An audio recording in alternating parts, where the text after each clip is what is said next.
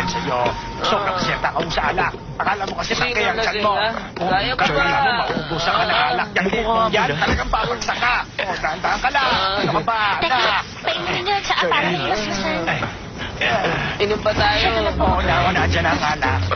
Umayos ka naman, Charlie. Makaupo O, anak, ka na, uminom Charlie. ka na, uminom ka na. Uminom niya. Kahit konti Si lang. Camille. Gusto ko siya. Ano si Camille? Umalis na nga si Camille. Nandyan pa siya. Umalis na nga siya. Hindi niya ako iwan. Camille. Umayos ka nga dyan. Ang gagawin natin sa kanya. Teka, saan natin nahanapin si Camille ngayon? Ay, anak, Hindi ko alam. Dahil si Camille, nandito na siya. Pagong? Naging pagong siya. Binigay ito ni Camille kanina. Alagaan mo daw. O, ito. Sabi nga niya kanina sabi sa'yo ni Camille, alagaan mo daw na parang siya. Ha? Si Camille yan, anak. Halika nga. Kumusta ka na?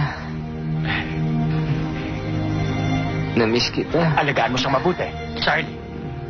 Magpahinga ka na.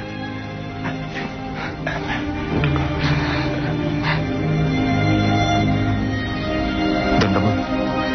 Paano kung hanapin niya ulit?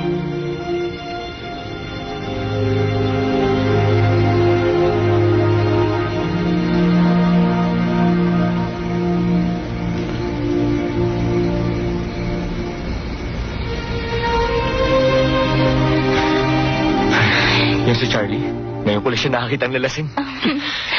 Mabuti pa nga ganyan siya. Nasasabi niya ang kanyang gusto. Kinikinkin kasi niya sa kanyang sarili ang tunay na saloobin ng kanyang puso't damdamin. Ayan, nalaman tuloy natin. Pero, nasa na kaya si Camille? Huwag kang mag-alala.